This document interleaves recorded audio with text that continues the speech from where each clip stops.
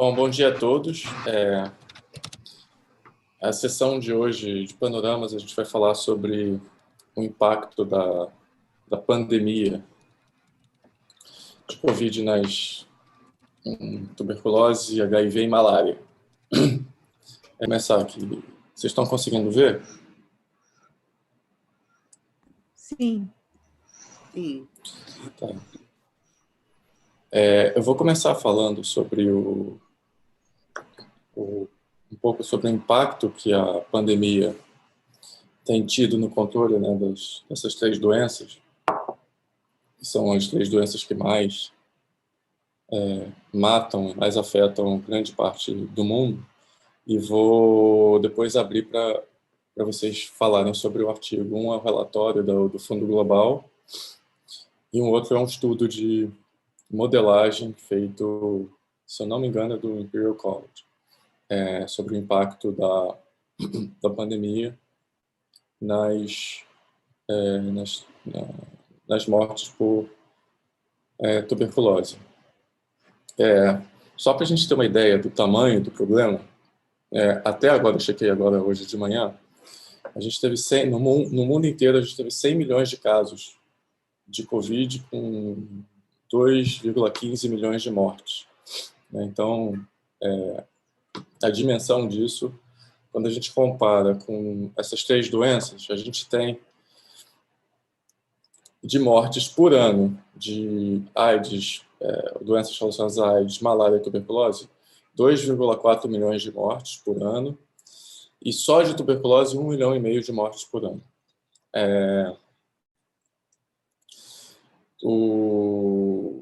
Surgiram, desde que a pandemia começou, surgiu uma preocupação muito grande no impacto que a Covid tem tido, não só, enfim, na vida de uma maneira geral de todo mundo, na economia, mas também no controle dessas doenças, que tem sido alvo de várias iniciativas, né, para o controle há muito tempo. E vários avanços foram conquistados nas últimas décadas, né, em relação ao controle da malária, o controle da tuberculose, o controle do HIV.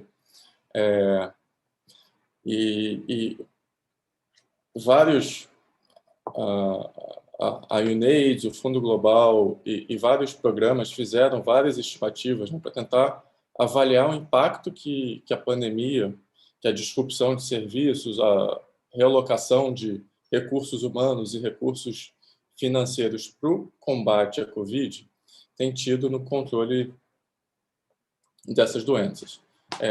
Aqui eu cito alguns exemplos de modelos ou de estimativas de impacto. A UNAIDS, por exemplo, fez um cálculo de que 6 meses de interrupção do tratamento com antirretroviral iria dobrar o número de mortes relacionadas a HIV/AIDS. Então, interrupções, acesso a tratamento e acesso a serviços de saúde por só 6 meses duplicaria o número de mortes de HIV e AIDS.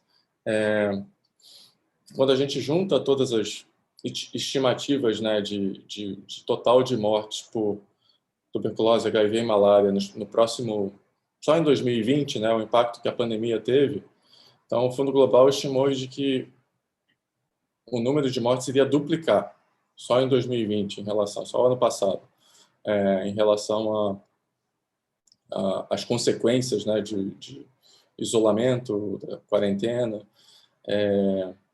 E só para vocês terem uma ideia,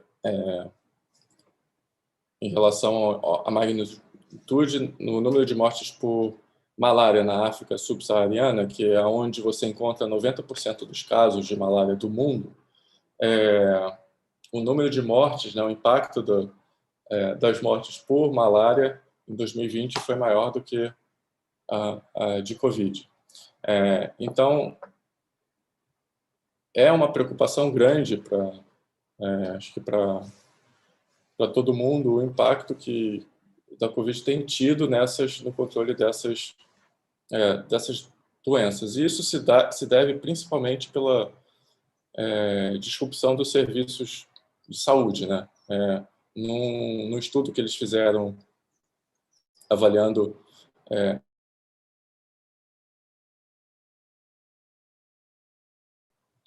dos anticovianos, qual o impacto que o combate à Covid tem tido nos serviços para HIV, tuberculose e malária. E aí o que você vê é assim, 85% de disrupção no serviço de HIV, sendo que 18% da disrupção é alta ou muito alta. Em tuberculose você tem quase 80%, sendo 17% um impacto alto, né, na descontinuação, na disrupção dos serviços, e 73% nos serviços de malária, né, sendo 20%, 19% alto e muito alto.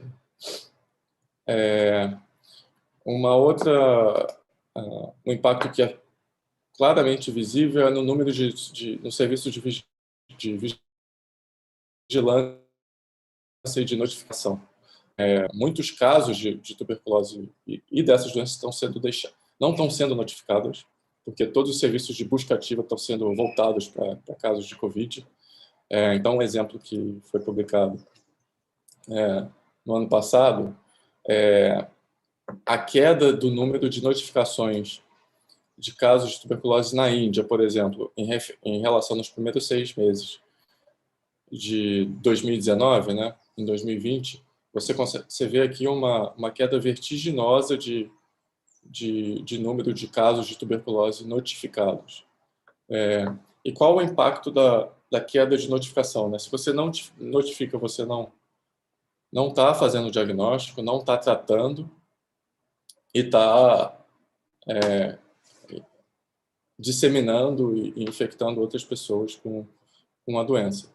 E num desses modelos, né, sobre o número de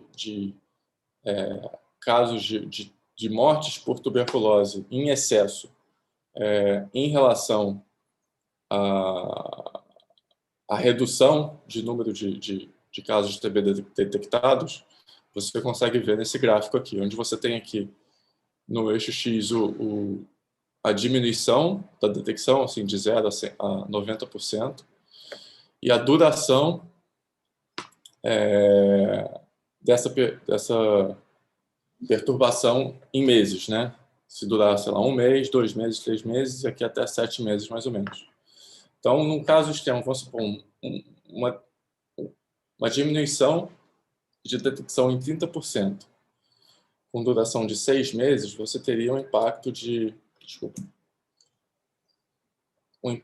mortes de cerca de 600 mil mortes adicionais, ou 500 mil mortes adicionais por tuberculose só pela falta de notificação, pela falta de detecção, né? Então, a estimativa de número de mortes por tuberculose em 2020, quando comparado por 2018, como resultado da pandemia,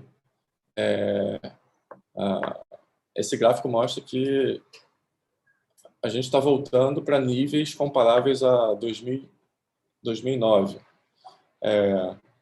Então, uma grande preocupação dos serviços de controle, dos programas de controle dessas doenças é que todos os ganhos que a gente teve nos últimos 20 anos em relação à diminuição do número de casos detectados, né, número de casos tratados, número de mortes evitáveis, estão retrocedendo décadas, né, para valores comparáveis aos de 2000 e 2010. O número de mortes relacionadas a AIDS, né, na África subsaariana. Você também aí um adicional de 534 mil mortes estimadas, né, quando se compara ao ano anterior. E um grande número de doenças que, assim, claro que isso não se refere só a tuberculose, HIV e malária, mas a todas as doenças, mas essas têm sido alvo de grande preocupação justamente porque elas afetam principalmente países onde você tem serviços de saúde mais fragilizados, né? O controle não, nos últimos anos o de malária, por exemplo, já não estava conseguindo atingir as metas estabelecidas por diversos outros motivos, né? Que vão desde o financiamento até mudanças climáticas, né? Com aumento de eventos extremos e inundações, que pioram o acesso a serviços de saúde, acesso a tratamento.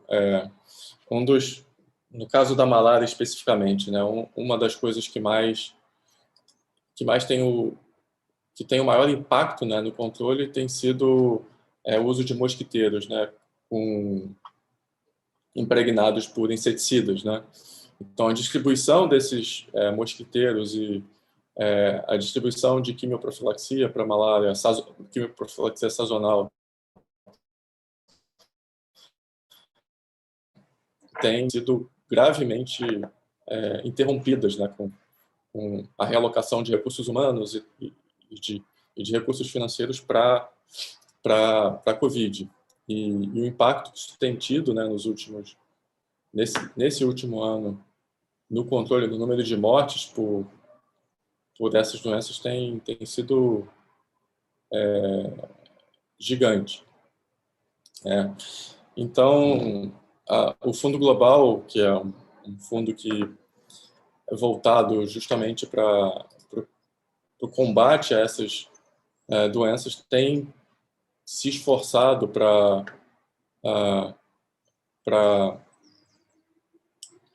não só desenvolver estratégias para diminuir esse impacto nessas doenças, mas também tem desenvolvido estratégias para o que se deve fazer para minimizar o impacto disso no combate a essas doenças. Assim, de um modo geral, eles têm 4 propostas principais, né, para combater isso, né. O primeiro é o reconhecimento global de que esses casos estão crescendo, né, e estão sendo impactados de uma forma negativa no mundo inteiro, né, principalmente nos países mais pobres, que são mais afetados com essas doenças, né. Então, a retomada da detecção dos casos de tuberculose, por exemplo, que foram redirecionados, isso pode ser feito através da otimização de serviços de saúde, né. Você, por exemplo, coordenar a testagem de COVID com a de tuberculose, HIV e malária, né, de alguma maneira, né. Então, otimizar os recursos que já estão escassos no combate a essas doenças. Essa é a primeira proposta. A segunda é refinar os modelos que estão sendo produzidos, né? Porque, como todo mundo sabe, todos os modelos têm as suas limitações, né? Então, qual que é o propósito de você criar modelos para estimar impacto? O primeiro é você estabelecer a magnitude do impacto, né? Saber qual que é o tamanho do impacto que a pandemia está causando no controle dessas doenças. E segundo é você apontar para os principais mecanismos determinantes, para você focar nessas estratégias. Por exemplo, no caso da malária, né, o que os modelos mostram é que o que mais impacta o controle é o uso dos mosquiteiros impregnados por inseticida e a quimioprofilaxia, né, para malária. Então, você conseguir, de alguma maneira, otimizar esses recursos, né, associar o tratamento do COVID ou o combate ao COVID com a distribuição e a compra, né, desses mosquiteiros pode ser a estratégia que mais tem impacto para mitigar os impactos negativos da pandemia. Uma terceira proposta é você aumentar as campanhas de saúde pública, informando a população sobre não só a necessidade de testagem, né, para fazer o diagnóstico dessas outras doenças também, mas também a importância de continuar o tratamento, mostrando que a interrupção do tratamento é deletéria não só para o aumento de número de casos resistentes, mas também para a diminuição da mortalidade e morbidade dessas doenças. E um quarto problema que é global se refere ao financiamento. O Fundo Global estimou uma necessidade adicional de 28,5 bilhões de dólares só para você manter os programas já existentes de HIV, TB e malária, né, para que eles continuem a funcionar, e o financiamento do desenvolvimento de novos testes diagnósticos e de novas estratégias para o combate dessas doenças, e que não é um desafio pequeno, né? Então, onde encontrar esses 28 bilhões adicionais em países que já estão no limite, né, de recursos financeiros para o combate à compra de vacinas e compra de tratamento da própria Covid, a contração econômica que a pandemia está causando, né, na economia global, né, mundial, continuam sendo os principais desafios e as principais propostas de como mitigar esses impactos negativos, né? E o que espera a gente nos próximos meses, anos, ou sei lá, nos próximos anos, né? Além da contração econômica, a gente estima-se, né, que mais de 70 milhões de pessoas sejam jogadas, né, de volta para a pobreza extrema, né, em 2020, sendo a África subsaariana e o sul da Ásia os mais atingidos. Mortes incrementais por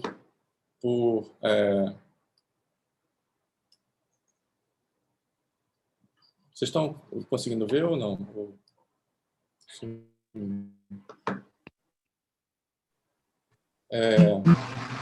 As mortes incrementais por esses impactos negativos podem até ser maiores do que o próprio impacto negativo da Covid, do que o número de mortes, né? Superar o impacto direto do vírus, né? E, como eu tinha falado lá, né, a estimativa de que o número anual de mortes por essas 3 doenças pode dobrar, eliminando anos e às vezes até décadas de progresso que foram atingidos nos esforços para o combate dessas doenças, né? E, enfim,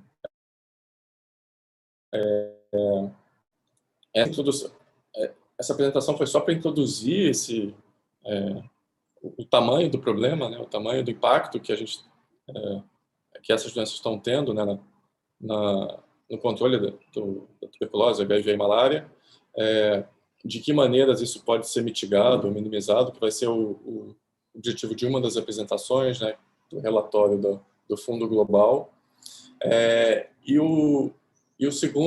A segunda apresentação vai ser um exemplo de um exercício, né, de modelagem matemática para estimar o número de mortes adicionais por uma dessas doenças. Para vocês terem uma ideia de como é feito, que pressupostos são levados em conta quando se faz o modelo, qual que é a função, né, do modelo, né, que é basicamente você estimar o impacto e você apontar para os principais determinantes desse impacto para você conseguir direcionar aonde você vai focar, onde você vai centralizar os recursos que já são escassos, né, para o combate dessas doenças. E, enfim, eu vou abrir agora para vocês comentarem ou para já começar já a apresentação e deixar para a discussão e para o debate ao final. Hoje eu vou apresentar o artigo, né, que fala sobre a modelagem, né? O artigo é o potencial impacto da pandemia de Covid-19, HIV, na tuberculose e na malária, em países de baixa e média renda, né, um estudo de modelagem. Esse artigo, né, produzido por pesquisadores do Imperial College de Londres, né, foi publicado em 13 de julho do ano passado. Bom, o artigo, ele né, começa falando, né, que a pandemia da Covid-19 e as ações de resposta, né, para a emergência sanitária trazem consequências a outras doenças, aos sistemas de saúde, né, tem impactos diretos sobre a pobreza, segurança alimentar e crescimento econômico. Né? Uma preocupação grande, especialmente em países de média e baixa renda, é o potencial impacto nesses 3 maiores problemas de saúde, como HIV, tuberculose e malária, né? Pela alta demanda né, nos serviços de saúde. Os países que têm uma alta carga dessas doenças dependem de programas para controlar e tratá-las, né? E acabam sistemas de saúde também mais vulneráveis. Nos últimos anos, muito progresso foi feito, diminuindo a carga global dessas doenças, e metas foram estabelecidas para chegar a níveis baixos, né, em 2030, né, como parte dos Objetivos de Desenvolvimento Sustentável. A interrupção desses programas poderia ser, né, um grande retrocesso e deixaria ainda maiores os impactos da pandemia de Covid-19. Foi conceitualizado o potencial impacto nos programas de combate a essas doenças, predominantemente pelo impacto da pandemia de Covid-19 nas interrupções para as atividades usuais e serviços.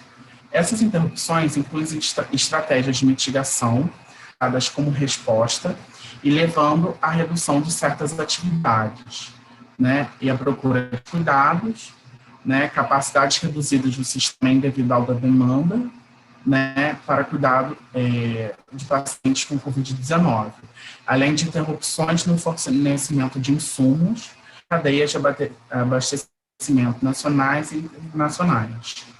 O objetivo do artigo foi estimar a extensão com que tais interrupções em países de baixa e média renda, com alta carga dessas doenças, poderiam levar à perda adicional de vida nos próximos 5 anos, né?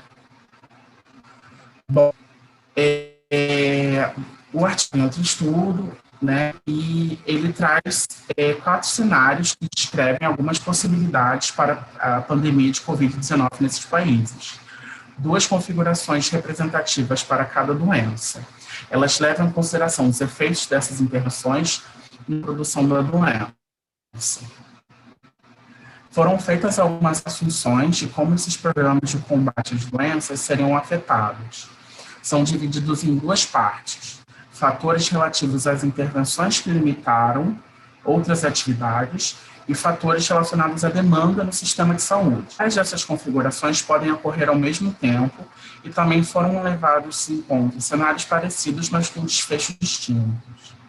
O desfecho do impacto da Covid-19 associados e interrupções que foram quantificadas, como mortes adicionais, anos adicionais de vidas perdidas, em comparação com um cenário em que não houvesse a pandemia de Covid-19 ou interrupções associadas. Como resultados, né, nós podemos perceber que as interrupções projetadas devido à Covid-19, né, modelaram, né, um número de mortes adicionais devido, né, à tuberculose e à malária. Em locais com altas cargas dessas doenças, as interrupções durante a pandemia de Covid-19 podem causar um aumento nas mortes de HIV em até 10%, né, de tuberculose em até 20% e de malária em até 36%. Cenários ao longo dos próximos 5 anos, em comparação com a não ocorrência de pandemia de Covid-19. Em regiões com altas cargas de todas as 3 doenças, as interrupções podem causar um número adicional de anos de vidas perdidos que é menor, mas de mesma forma, de mesma ordem, de magnitude, da mesma magnitude que o impacto direto, né, da Covid-19. Portanto, manter a continuidade dos serviços e reestruturar os programas de combate a essas doenças devem ser prioridade para reduzir o impacto mais amplo da pandemia de Covid-19. O impacto direto pode ser evitado por meio da manutenção de elementos centrais, né, como acesso contínuo ao tratamento com antirretrovirais, né, mesmo em períodos de maior demanda dos sistemas de saúde, seja por meio de prescrição para vários meses, ou, né, para que as pessoas possam simplesmente ir a esses centros de saúde, né, fazer a busca, né, desses antirretrovirais, né, e no caso da tuberculose, a manutenção do atendimento de indivíduos que buscam atendimento, né, assim como a manutenção, né, dos diagnósticos. E para a malária, as medidas preventivas que devem ser priorizadas são, de fato, a distribuição dessas telas mosquiteiras com esses inseticidas, né, a garantia de tratamentos profiláticos, né, como a distribuição em massa de medicamentos ou a química sazonal da malária. Os resultados, né, ressaltam né, as decisões que os formuladores de políticas em saúde enfrentam, né, ou podem vir a enfrentar, né. As intervenções, né, de longo prazo bem poderiam evitar a maioria das mortes, evitando o agravamento da pandemia. No entanto, se as intervenções não forem bem administradas, podem levar a um grande aumento de morte por outras causas. Em qualquer um dos casos, as intervenções terão enormes impactos de outros tipos. Nos piores casos, sobre empregos, meios de subsistência, segurança alimentar, entre outros. A mitigação pode levar a menos mortes em geral, incluindo mortes devido à Covid-19, né, e, consequentemente, outras doenças, do que em outros cenários. No entanto, a falta de uma intervenção eficaz, né, ou seja, o oposto, pode resultar em um alto número de mortes por Covid-19, assim como mortes também por outras causas. Né? O que a gente tem que pensar é que a gente evite o colapso no sistema de saúde justamente para que a gente não tenha um agravamento, né, da pandemia, né, e justamente, né, que a gente possa evitar óbitos por outras causas. Os autores destacam, né, que um curto período mais intenso de intervenção, né, ou de isolamento poderiam gerar um atraso valioso na pandemia, oferecendo a oportunidade de aumentar a capacidade hospitalar, né, e reduzir também aí a taxa de transmissão da doença. Os autores, né, resumem as principais incertezas em 3 pontos, né, sobre a escala da pandemia de Covid-19, a incerteza sobre até que ponto os programas esses programas de combate a essas doenças serão, de fato, afetados ou interrompidos, né, e as incertezas como essas interrupções poderão afetar a saúde da população. Os autores também ressaltam a dificuldade de produzir uma modelagem confiável em um momento de dados ainda tão escassos. A gente tem que lembrar que esse artigo ele foi publicado em julho do ano passado. Né? O entendimento do cenário tende a evoluir conforme entende-se o risco de mortalidade, né, pelo SARS-CoV-2, né, e com esse afetado por comorbidades subjacentes, né, e outros fatores, como idade ou ambiental, né, se a gente levar em consideração, né, como a pandemia vai progredindo em cada país, né, e também em cada região, né, a gente vê regiões mais vulneráveis que outras, né. As análises mostram que a incerteza entre ação e inação, né, mas de alguma forma nos ajudam a ver como a extensão da interrupção devido a essas intervenções, né, podem afetar, né, esses programas de saúde e principalmente, né, refletir no aumento de óbitos, né.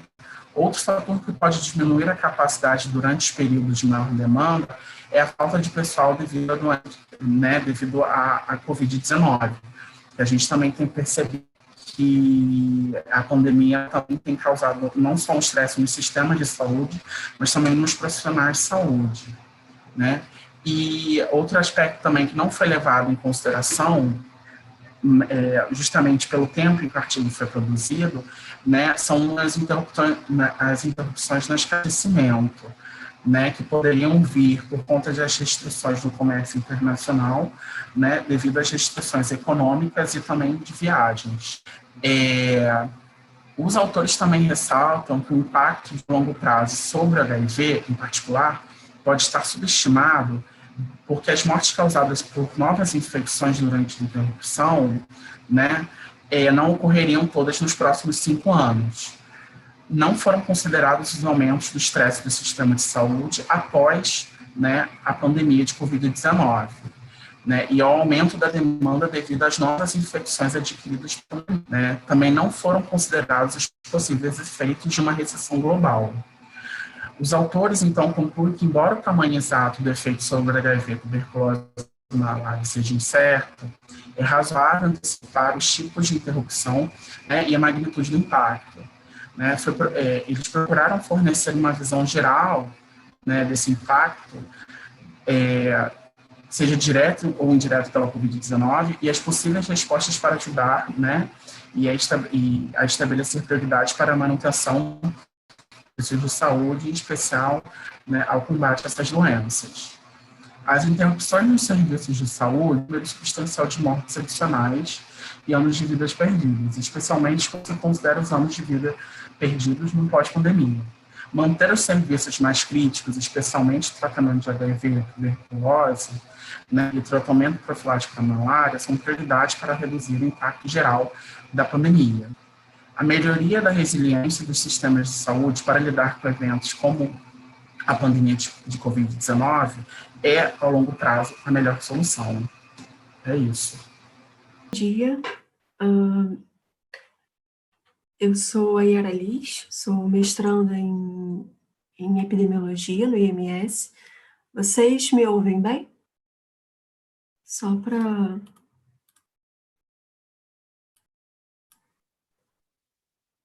Tá, eu vou seguindo. Se por acaso tiver alguma interferência, vocês me avisem, por favor.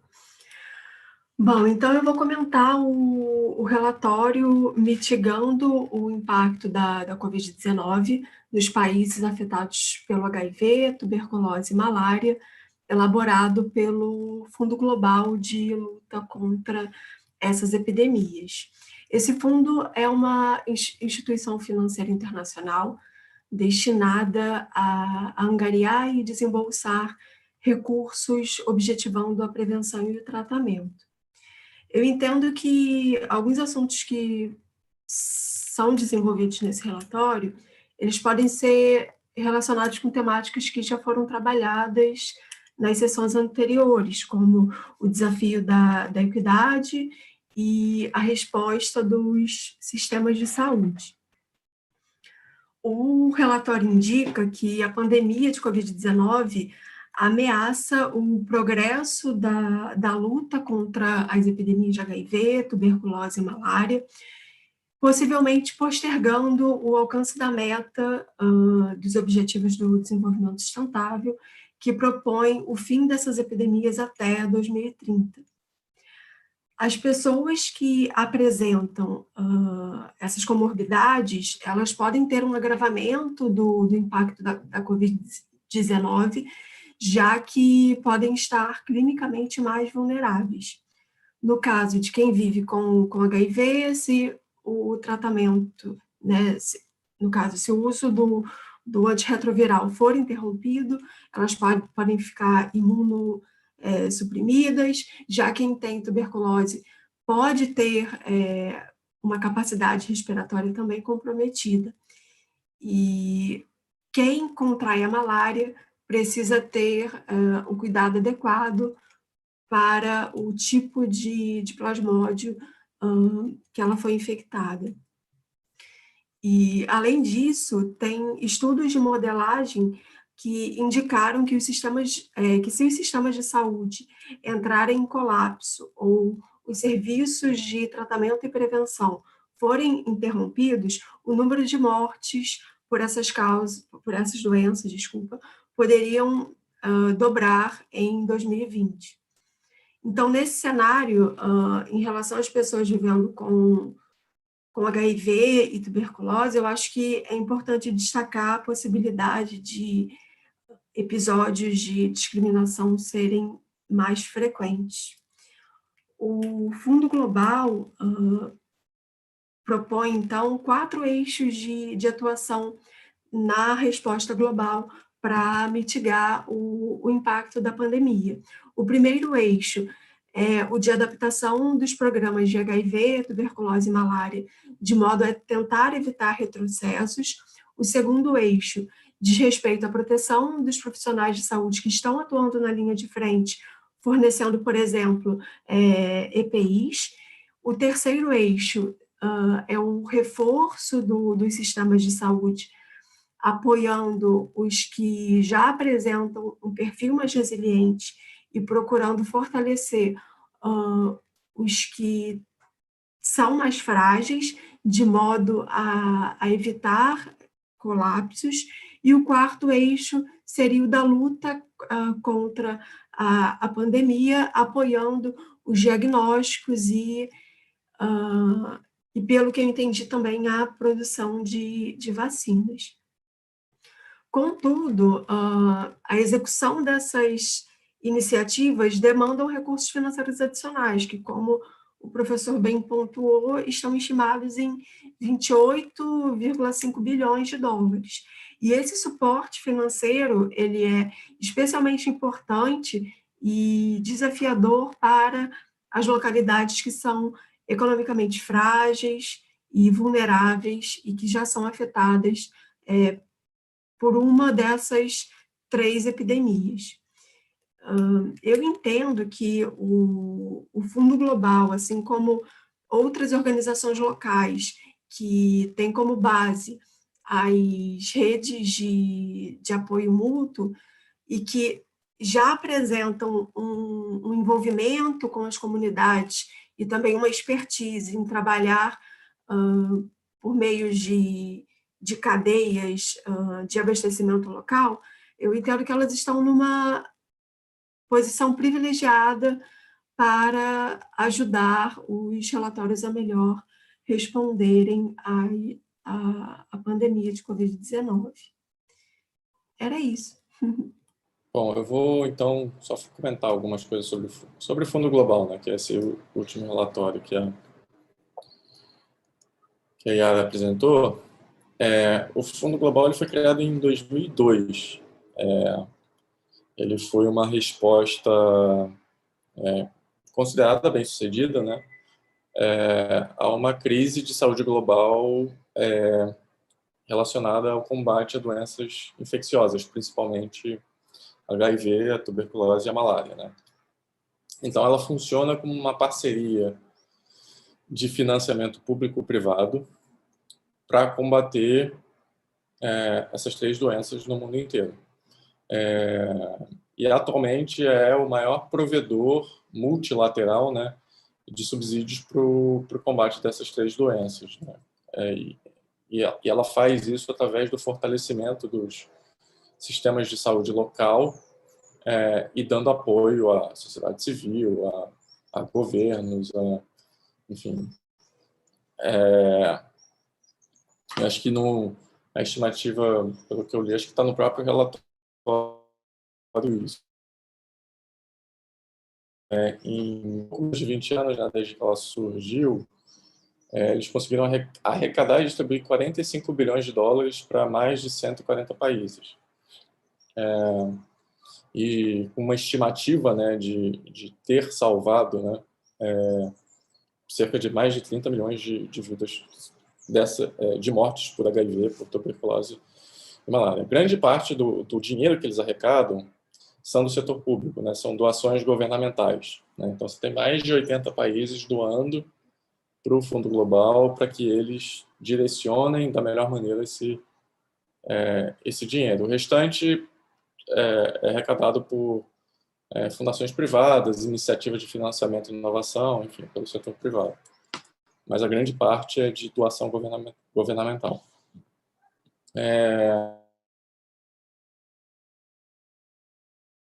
Como é que os países conseguem ser alvos desse financiamento, né? Como é que eles priorizam ou disponibilizam os fundos arrecadados, né? Então, existem candidaturas e aprovação, né, de organizações desses países que apresentam algum tipo de iniciativa em pelo menos uma dessas 3 doenças, né? através de algum programa. E o Fundo Global promove as parcerias de governos com parcerias técnicas, com o setor sociedade civil, organizações de saúde, comunidades, enfim. E esse recurso é implementado e monitorado pela própria fundação, localmente, né, de maneira local. As 3 regiões mais afetadas por tuberculose, HIV e malária são, obviamente, a África, Sul da Ásia e América Latina. Então, essas são as principais regiões do mundo que são alvos desse financiamento, né? E como que o Fundo Global participa, né? Quais são as principais ações? Envolvimento comunitário, né? Eles trabalham com cadeias de abastecimento local, né? Otimizando como é que os recursos chegam da melhor maneira para atender quem realmente mais precisa, através de implementação de programas com parceria de governo local, sociedade civil, setor privado, aquisição de produtos voltados ao tratamento e à prevenção, teste, tratamento dessas doenças com qualidade e em grande escala, né? Então você consegue ter negociar um custo menor. Então é basicamente isso, né? E como é que ela tem, como é que ela intensificou a preocupação dela nessas doenças com o Covid, né? O que acontece? Esses países, né? África, América Latina e a região do sul da Ásia são as regiões mais pobres, né? Os países mais pobres estão nessas regiões. E esses bloqueios, né, a quarentena, são menos eficazes, ou seja, não mais ineficazes, mas mais difíceis de sustentar nos países mais pobres. Por quê? Porque as famílias são as que mais precisam trabalhar para manter o sustento e o governo não tem condição de compensar essa perda de renda. Então, acabam sendo os países que mais são afetados, né? Não só pela Covid, mas pelo colapso dos serviços, né, do Covid. Uma outra coisa, são os países onde você tem pessoas com mais deficiência nutricional, como eu tinha falado, né, a gente tinha falado sobre as deficiências nutricionais e sobre o impacto disso em mortalidade por essas doenças. Então, você tem uma preocupação grande nessas populações mais pobres, porque elas são mais suscetíveis e vulneráveis a quadros mais graves da doença.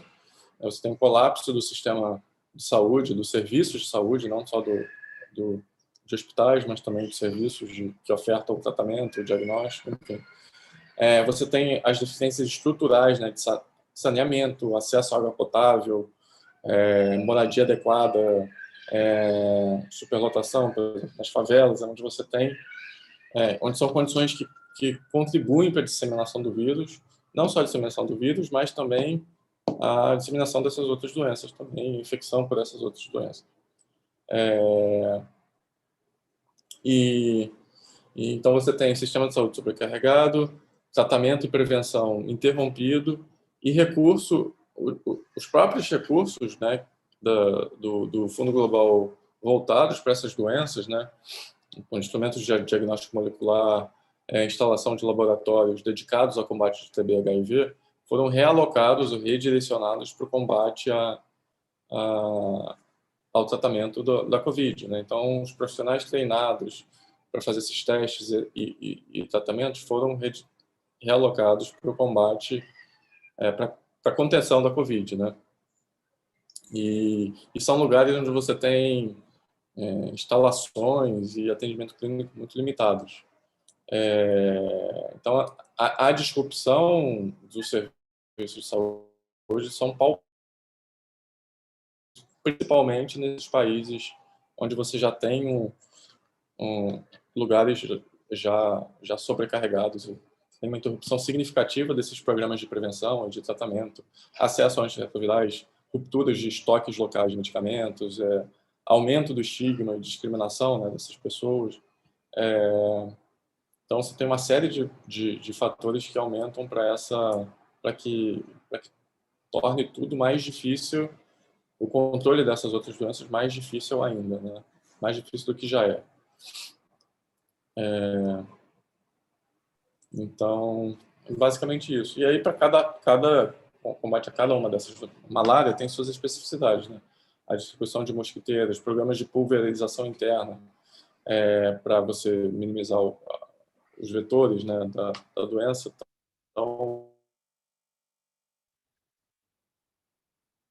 combate ao Covid.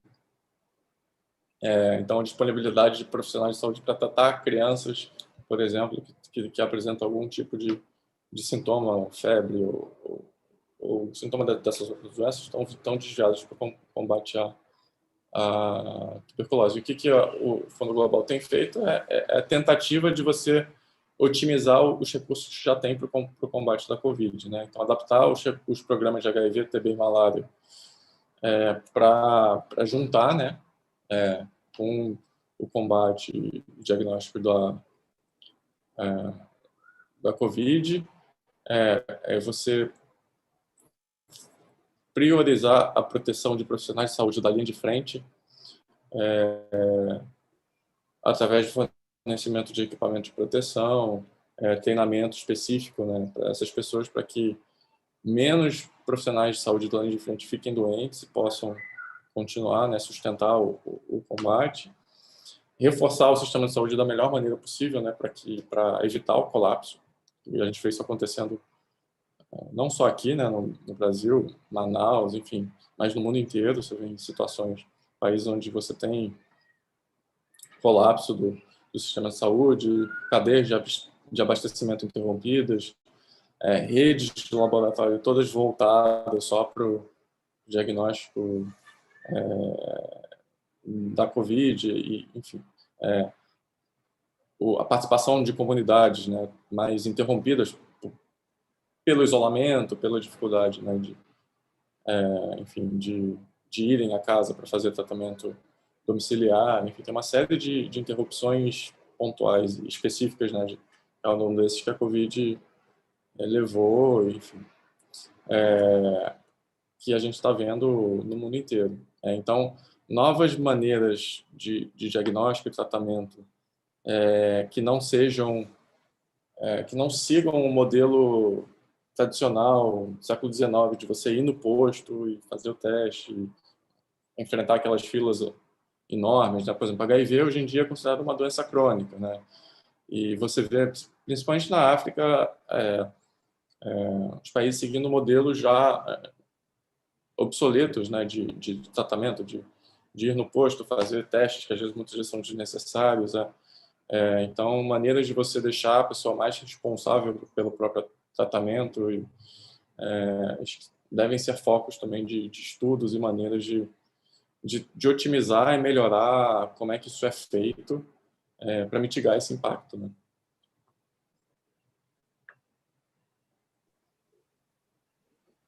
Ricardo, se ninguém se manifesta, eu gostaria de falar rapidinho. Uhum. Pode falar. Primeiro, assim, as 3 apresentações foram ótimas e o debate e bastante abrangentes. Eu não tenho muito mais o que dizer, porque vocês já falaram tudo sobre o que eu escrevi hoje. Hoje mesmo eu dei uma entrevista lá, porque eu ganhei um projeto para estudar justamente as interações entre Covid e tuberculose. Uhum. E aí eu fui entrevistada e eu falei sobre todas essas coisas aí que vocês acabaram de falar. Eu só queria chamar atenção para uma coisinha, para não parecer... Eu tive essa preocupação quando eu dei a entrevista, para não parecer que a gente está advogando contra o lockdown, porque o lockdown resulta em piora da tuberculose e já está mais que demonstrado. e de todas as outras doenças e crônicas. As pessoas estão morrendo mais de câncer, de infarto, de tudo. É que elas morreriam muito mais de Covid se não tivesse tido o lockdown. Então, Claro. Além do que, lembrem-se, a curva, flatten the curve, etc. Então, é só um detalhezinho para não ficar... Porque eu tenho certeza do que você pensa, mas eu acho que pode ficar Sim. É um enfim, para detalhezinho quem quer deturpar o que você está dizendo, é fácil. Então, acho que a gente tem que tomar esse cuidado no nosso discurso. Tá. Não, sim. Com certeza. Eu vou precisar sair, tá, Ricardo? Desculpa. Desejo a vocês uma ótima continuação. Tá bom. Beijo. Tchau. Beijo. Deixa eu abrir aqui. Aí. Tchau. Alguém quer fazer mais algum comentário sobre as apresentações ou falar sobre alguma experiência que tenha tido, alguém que trabalhe no combate dessas doenças? Ou pode ser experiência própria de vivência profissional ou de ouvir falar, enfim. Sobre como tem visto isso afetar o dia a dia, né? Alguém que trabalha com tuberculose, HIV, que tenha visto como isso tem afetado ou piorado, né? A maneira como o tratamento. Estava pensando, quando eu li o artigo, numa outra sessão que a gente teve, que a gente discutiu sobre o Vietnã, né? Um país, assim, né, uma condição socioeconômica não muito favorável, né, mas que conseguiu se antecipar a várias medidas e conseguiu ter um sucesso, né, no combate à Covid, né. Isso se deve não só à antecipação, à preocupação, mas também a um sistema de saúde que se adaptou a essa demanda, né. Acho que o caso do Vietnã assim, é muito exitoso nesse sentido. Isso me fez pensar, né, refletindo em cima disso tudo, né, como é que a gente perdeu a oportunidade de poder, de fato, não só se antecipar, mas efetivamente mitigar os impactos, né, que o artigo fala, né, sobre como essas ações elas podem, né, como elas respondem à Covid-19, mas não só à Covid-19, né, a outras, né, a essas doenças, né, como tuberculose, HIV e malária. E eu acho que o Brasil acabou perdendo uma oportunidade valiosa de não só ter atenuado toda essa crise que a gente está vivendo, como, de fato, ter se organizado, porque o que a gente vive hoje é reflexo desse descaso, né? Então, é uma situação muito triste, porque a gente vê, né, a gente consegue acompanhar outras pessoas que precisam de atendimento médico por conta de outras doenças, não conseguindo acessar, né, de fato, o sistema de saúde por vários problemas, mas principalmente por conta da Covid-19. E eu acho que os governos municipais, estaduais e principalmente federal deveriam se organizar de modo a tomar medidas mais rígidas, né, antes que a gente, de fato, entre num colapso ainda maior, porque o que está acontecendo em Manaus não é uma exceção, né, não só Manaus, como a gente tem percebido como Acre, né, já está pedindo um fechamento da fronteira, o oeste do Pará também já está entrando em colapso, Roraima está numa situação muito vulnerável por conta dos venezuelanos, e a gente também percebeu como o Amapá, né, com a crise elétrica no ano passado, também ficou altamente vulnerável, que a gente, principalmente nessas regiões do país, né, que são mais vulneráveis, se a gente não tomar medidas agora, a gente vai ver uma situação piorar. Isso é lastrar para o restante do país. Então, eu acho que, né, a crise da Covid-19 ela não é isolada, como a gente consegue perceber, e se a gente não tomar medidas de fato a respeito disso, a gente vai ver não só um aumento da Covid-19, mas também de outras doenças, né? E um outro aspecto também, né, mudando só um pouquinho de assunto, que também me chamou a atenção, em relação à vacinação, né? E, no caso, a gente tem aí vacinas disponíveis e a população não deve deixar de procurar, né, regularizar a carteirinha de vacinação, né, tomar as vacinas, justamente para evitar que outras doenças que hoje estão sob controle, né, possam, né, voltar e estressar, né, perturbar ainda mais o sistema de saúde, já tão fragilizado por conta da Covid-19. Então, acho que isso é o mais importante. Acredito que um dos pontos que a gente não tem visto, né, a mídia também, o mundo científico não tem visto, é o fato da transição nutricional que a gente vai passar também. A gente tinha, pensando no grupo da população de risco com doença infecciosa, como o professor falou, né, TB, HIV, esse tipo de doença, acredito que a gente pode ter, no final da pandemia, um número maior de obesos, um número maior de desnutridos, né, e aí eu puxo para o lado da nutrição esse ponto, porque as pessoas ficaram em casa, o quê? Praticamente 7, 8 meses, digamos. E aí você tem o alto consumo de ultraprocessados, então a gente não consegue imaginar o que a gente vai pegar de paciente no futuro. Se vai ser paciente desnutrido, até porque a desnutrição não é só aquele indivíduo com característica de magro, né, com as costelas aparecendo, proeminentes e tudo mais. A desnutrição é um desequilíbrio nutricional. Então a gente tem tanto paciente obeso quanto paciente de fato com IMC abaixo de 19, abaixo de 18, né, desnutrido. Então, acho que isso é um ponto também que a gente precisa levar em consideração. E durante essa pandemia, a gente não tem visto esse ponto ser discutido. É a questão da alimentação também. A gente só fala, fica em casa, não tem uma alimentação saudável, e continue assim. Mas a gente não pensa no futuro da população que vai ser. Né? Além da vacinação, que a galera não toma. Eles querem a vacina, mas não regulariza as vacinas básicas da vida. Então, a gente tem uma certa hipocrisia também do brasileiro nesse aspecto, que é a vacina nas volta à normalidade, mas que não regulariza também a vacinação. Então, a gente tem dois pontos bem importantes que acho que vale a pena discutir. Não sei se vai ter outro artigo que aborde esse ponto, né? Aí, se tiver, seria legal a gente falar sobre isso também. Uma coisa que eu fiquei pensando também foi em relação a essa questão da modelagem. Eu acho que hoje, com dados mais robustos, a gente consegue ter isso de uma maneira melhor.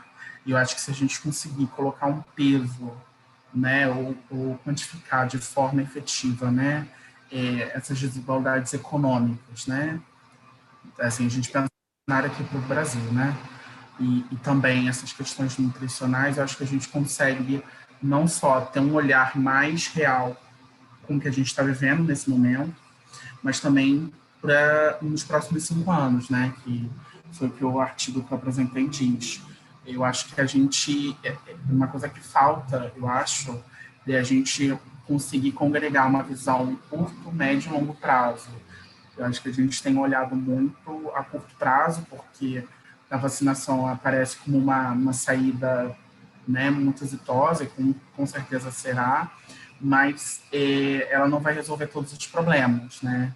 A gente ainda vai ter problemas econômicos, né, problemas nutricionais para lidar, né, no médio e longo prazo, e a gente também precisa pensar nisso, e principalmente pensar na responsabilidade dos sistemas de saúde a essas demandas que podem, né, surgir, né, após, que é uma coisa que o texto fala, que eu acho que é importantíssimo. Então, acho que a gente precisa refletir em cima dessas questões justamente para, né, estar preparado, né, porque pode vir. Né, nesse momento, a gente tem visto um colapso das pessoas, não só os sistemas de saúde com uma dificuldade de fato em absorver, né, as pessoas com a Covid, mas também a gente não tem a real dimensão do que está por trás da Covid, né? Então, acho que a gente precisa se preparar porque, né, apesar da gente estar na segunda onda, provavelmente vão vir outras ondas aí de outras doenças e a gente precisa se antever justamente para a gente poder lidar com isso, né, da melhor maneira possível. Já que não tem ninguém falando, eu vou só comentar um pouco sobre o uso de modelos matemáticos, né, para estimar impactos, enfim, qual que é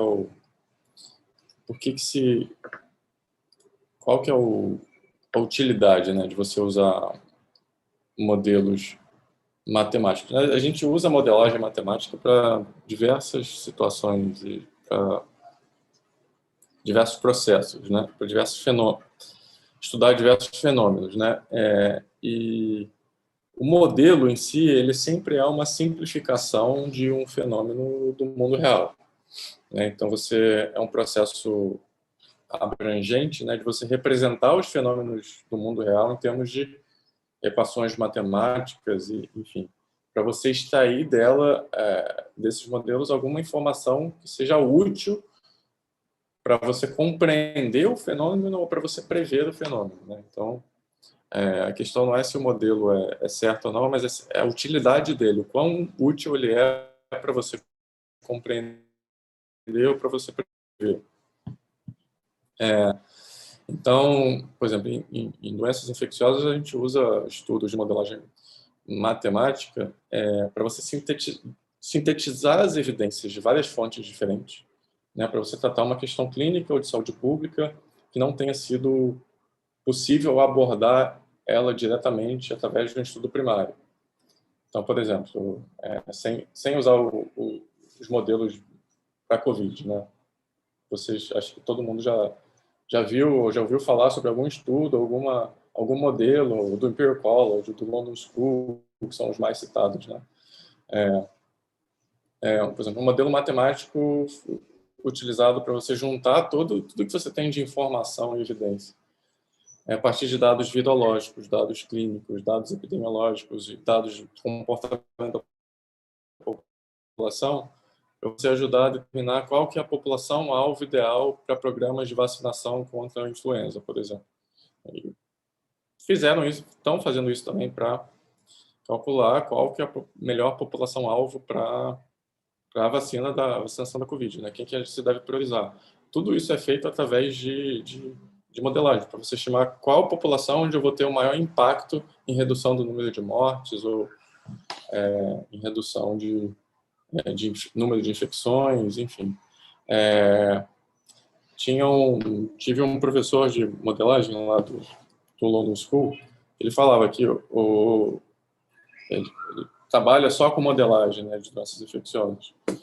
Que uma metáfora para você lidar com modelos é como se fosse um campfire, né, como se fosse uma lareira onde as pessoas ficam ao redor para discutir sobre determinado assunto. Então, a utilidade dela é não só atrair pessoas para se debruçar sobre um determinado problema, né, e tentar enxergar ele de diversas maneiras, mas para você aumentar a discussão sobre determinado problema, enfim, é uma maneira que eu achei interessante de você enxergar qual é a relevância do uso de modelos para detectar, para tratar doenças, né, ou algum problema específico. E claro que todo modelo ele implica numa simplificação, né? Então tem uma série de pressupostos e de avaliação de cenários diferentes, né, de você fazer análises de sensibilidade do modelo para ver qual o grau de incerteza que você tem em cada parâmetro que é utilizado no modelo, né? Mas a ideia é ele apontar para não só para o tamanho do problema, né, o quão grave é o problema, mas também ele apontar, por exemplo, no caso o caso da malária é um caso interessante, né? Você usa o modelo para estimar o impacto que cada parâmetro que interfere na mortalidade por malária, o número de infecções, tem, por exemplo. E o que você consegue enxergar através dos modelos é que, por exemplo, o uso de redes impregnadas por inseticida de longa duração é a intervenção que maior impacto teria no número de mortes. Então, se você focar nisso, é onde você vai ter maior redução de número de mortes e é onde você, consequentemente, vai poder diminuir o impacto da pandemia de Covid no número de mortes por malária, por exemplo. E aí você faz isso para tudo, né? Para tuberculose, para HIV, para para qualquer doença, você pode utilizar essa ferramenta, né? E basicamente isso. Alguém quer fazer alguma pergunta ou tem mais algum comentário para fazer? Até a próxima e bom resto de semana para todos vocês. Ótimo, obrigada, professor. Tchau, Tchau. todo Obrigada, mundo. professor.